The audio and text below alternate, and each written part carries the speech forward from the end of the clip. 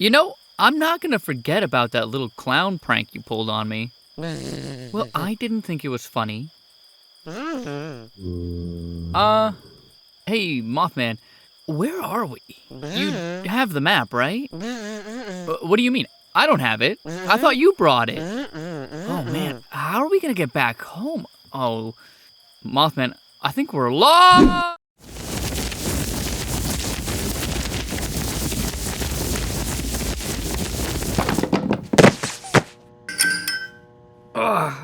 Oh, Mothman, are you okay? Where are we? The Backrooms? The Backrooms? Dingle, dangle, dingle, dangle. What the fuck?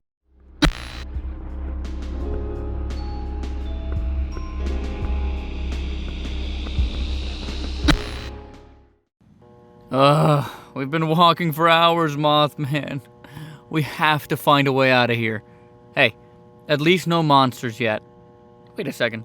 Wanderer? Is that you? What are you doing down here? This place is dangerous. Do you know where you are? This is no place for you. Come with us. We'll get you out of here. I'll explain everything to you on the way. Alright, so we're in the back... Wait a second. It's way too quiet. Mothman, hit the background music. That's more like it.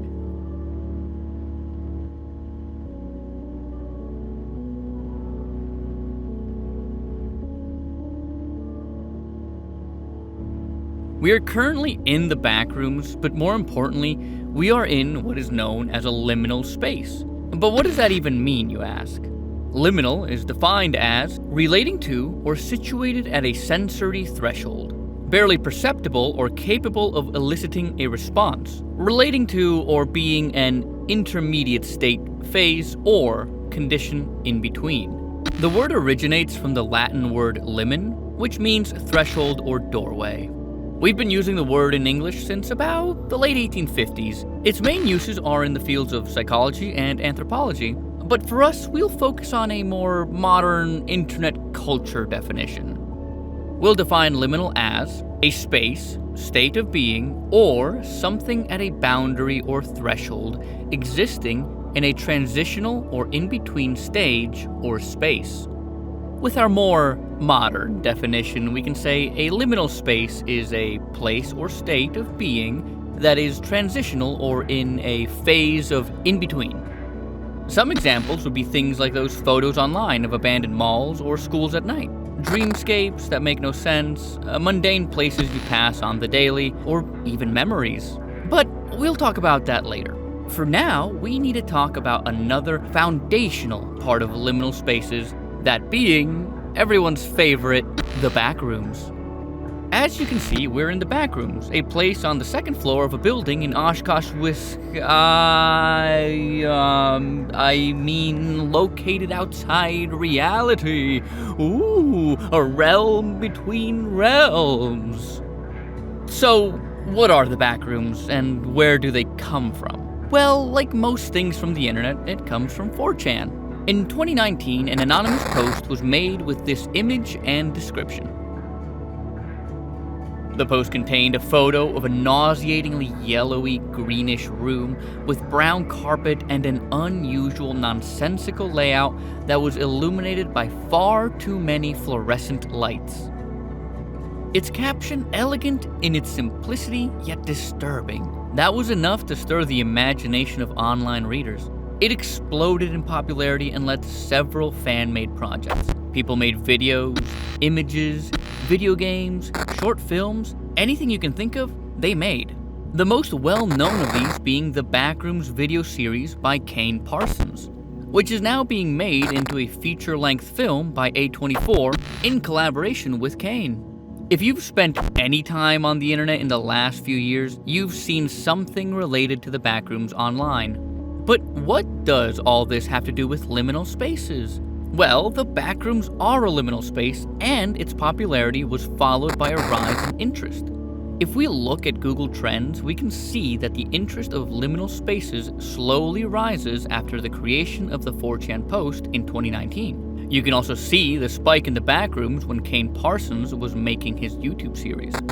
So the Backrooms are a liminal space in many ways. For starters, they are literally a realm in between. It is constructed in a way that looks normal at a glance, but something's wrong with a deeper look, as if it was made in a dream or from memories. This is just the surface, the origin, the definition. But definitions don't tell us why something unsettles us.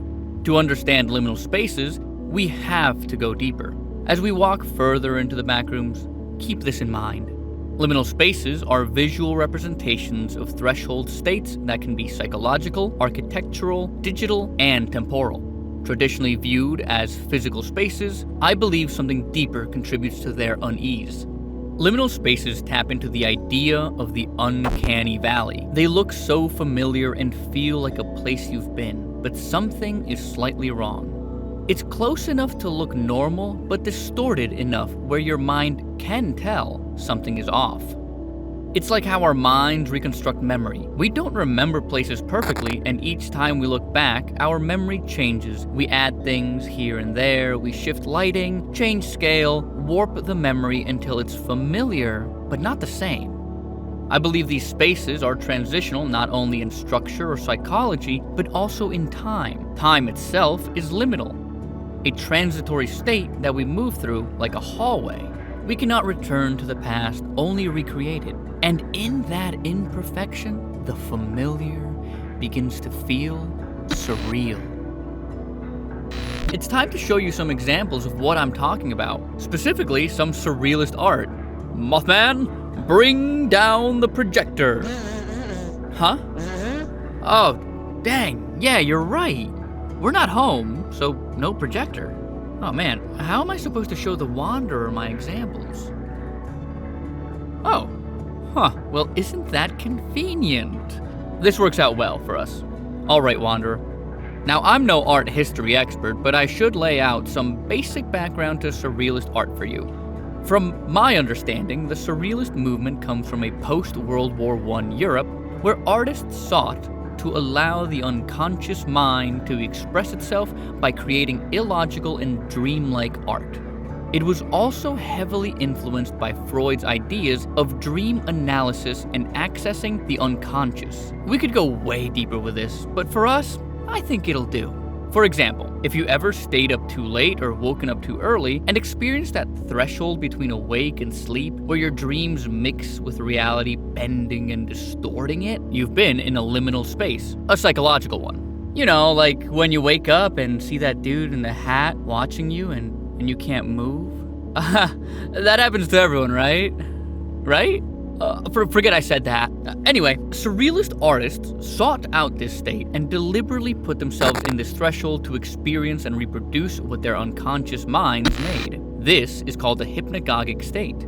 Being in the hypnagogic state allowed artists to create uncanny dreamlike visages that reflect some of the same aspects liminal spaces have. Now I do want to make this very clear. The Surrealist movement did not create liminal spaces, but rather they both explore similar ideas of threshold states, thus having some overlap. So, by exploring Surrealist art, we can learn about liminal spaces. I believe that in Surrealist art, our unconscious minds make a visual representation of the world that is often a close reconstruction of reality, but not quite logical. Going back to the point of liminal spaces being a kind of memory reconstruction. Many Surrealist artists capture the same feelings as modern liminal art, but I want to focus on the art pieces of René Magritte. René's paintings capture the feeling of liminal spaces while using the same motifs. First being his painting, Architecture à clair de lune. This to me captures the fundamental building blocks of liminal space. The structures in it are normal, a staircase, an arch tunnel, a platform. But why? They sit in an empty void of night. They lead to nothing. The parts are recognizable to us, but they don't make sense. The next one is the Empire of Light. Again, this is a recognizable landscape. It is composed of things we see every day, but there is a disconnect. It is a nighttime landscape, but above there is a bright daylight sky. But the sky has no influence on the land. It does not illuminate the scene. The only light source comes from the lone streetlight and to a lesser degree, the lit windows on the building. Again, this is like most liminal spaces. Common, recognizable features we see in the real world, but arranged incorrectly. There's no logic. Finally, I want to show you this piece from Renee called The Beyond. It shows a lone tomb in a vast wasteland, under a bright blue sky. The desert the tomb sits in stretches into the distance, hidden by a dense fog. This piece fascinates me. Looking at it makes my mind wander. It's simple, but yet it unsettles me. It captures the feeling some liminal space pictures make me feel. Something else about this piece that interests me is how it reminds me of early CGI or early video game renders. I could see it as a screen in an early point-and-click game. It wouldn't look out of place in a video game like I have no mouth and I must scream. Oh man, Wanderer, we've been walking for a while. Let's find a room to take a break in. Not bad for a room in the Backrooms, huh? We got a TV, and even better, some games. It works out pretty well. I think video games can be great representations of liminal spaces. And not only that, but video games have an inherent connection to the Backrooms themselves. If you recall, the original Backrooms post on 4chan used the term no clip. Now this is a word that comes from video games. To keep things simple, no clip is a command that can be used in a game's developer console. It allows the player character to move freely through world geometry by toggling collision. So, in the original Backrooms post, what's happening is the character is glitching out of this reality and falling through the geometry into another reality. That reality being the Backrooms, a realm in between realms. Aside from that connection, video games are wonderful places to find really good liminal spaces. This comes naturally to them because of how they are made. For starters, many games are transitional in nature, going from point A to point B, moving through levels to the next one. Everything that falls in between can feel a bit odd. Secondly, games have limitations. They cannot be exact copies of the real world. It's just impossible and probably wouldn't lead to good art. Games have to cut corners and make the illusion of reality. Their goal is to create something that looks like a believable representation of reality just long enough for you to get through the level or to be unnoticeable when passing by. That's why in some games, when you go to areas with no purpose or areas you are not meant to linger in, and you start to focus on the details, the seams start to show. The illusion breaks down and the liminal shows. I will say, as game tech has improved, the ability to hide the seams has gotten better. Modern games have less of a liminal feel than early games from the PS1 or PS2 era, and that's due to the upgrades in tech. Older games had more limitations, less memory, less power, so they had these spaces that felt more liminal. There are plenty of games you can play that'll give you the same feeling liminal space images give. A few examples would be Silent Hill, early Minecraft, Gmod, etc.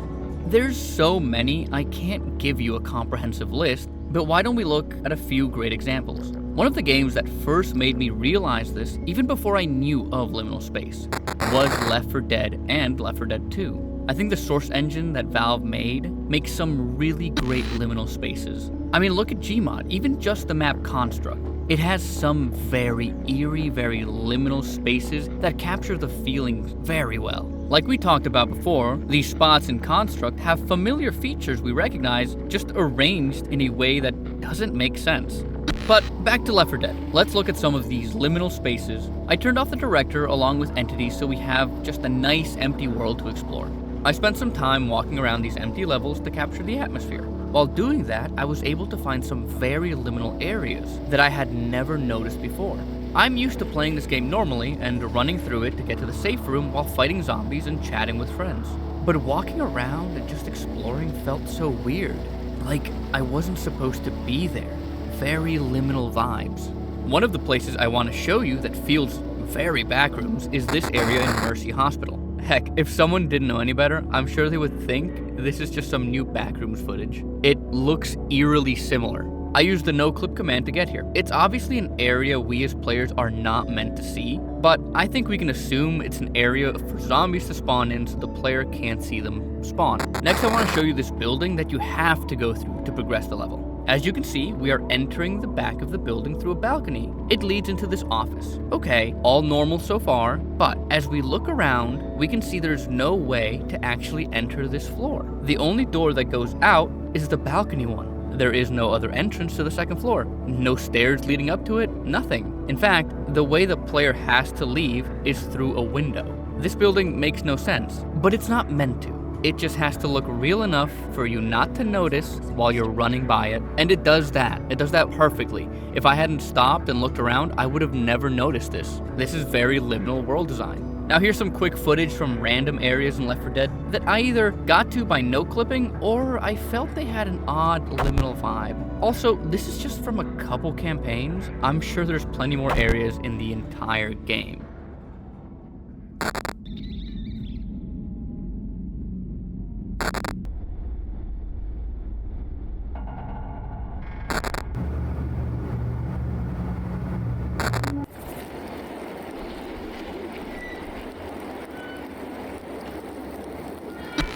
So, if we ever get out of here, I highly recommend taking some time and just walking through games. Look at the world and see things you maybe never noticed before.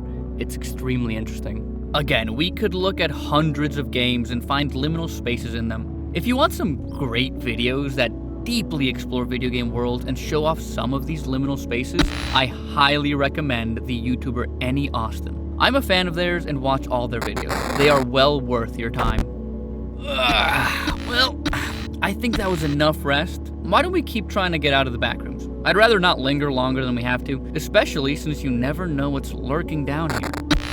Anyways, we talked a lot about other media that has created liminal spaces, but it's about time we looked at images from the internet and the real world that exude the liminal space feelings and that originated the trend.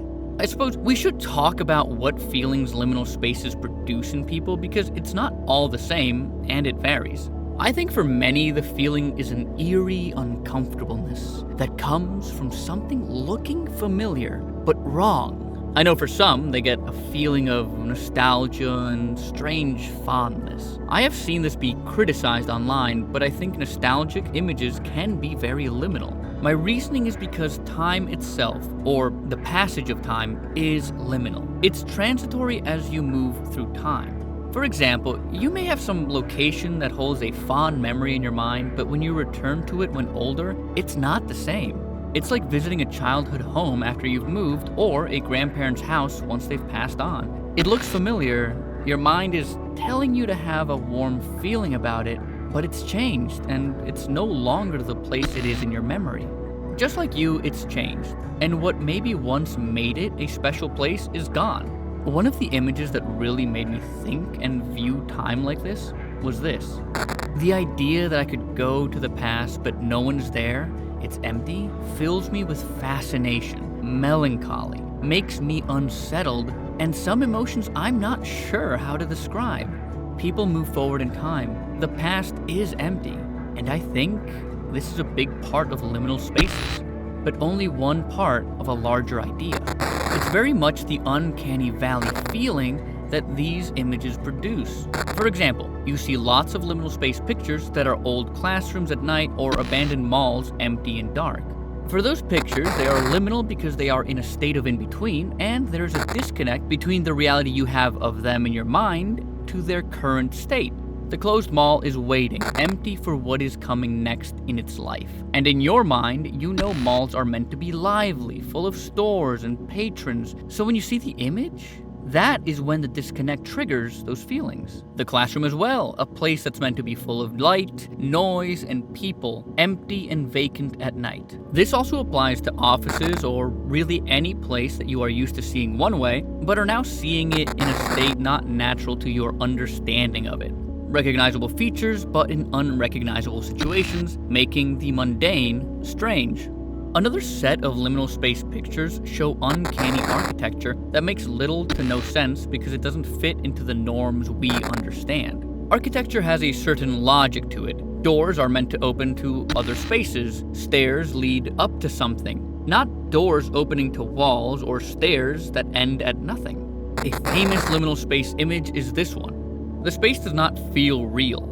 Why would a building be designed like this to have rooms looking over what looks to be a fake courtyard? Also, there seems to be no way to get to said courtyard. It's strange, it's uncanny.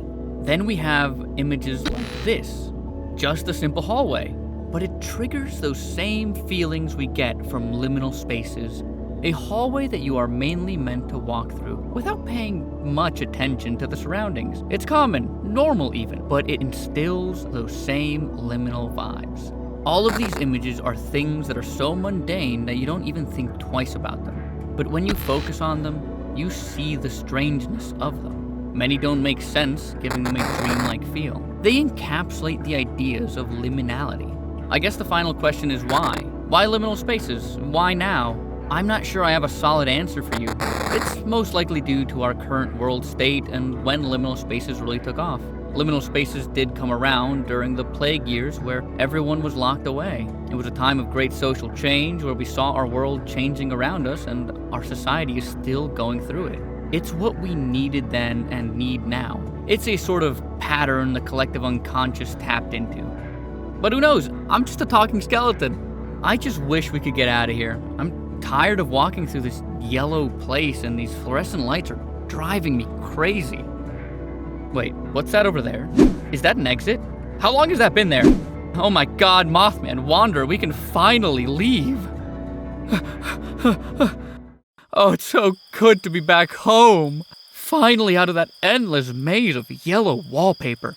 Well, Wanderer, we got you out of there, and I hope you got a better understanding of the backrooms and liminal spaces. Everything I've shown you is the same phenomenon, expressed differently through different mediums. Liminal spaces are not just physical, they are psychological, mental, digital, and temporal. Liminality can be expressed in many forms. Something that we take for granted online as a new trend is actually something that is very natural to the human experience. My goal was to dive deep into liminal spaces and discuss why they make us feel the way they do. Hopefully it worked out. Also, I'm sure there will be more to come from the backrooms and liminal space aesthetic. And maybe this video can act as a good starting point. But nothing beats being back home. Back in the real world. Stay safe out there, Wanderer.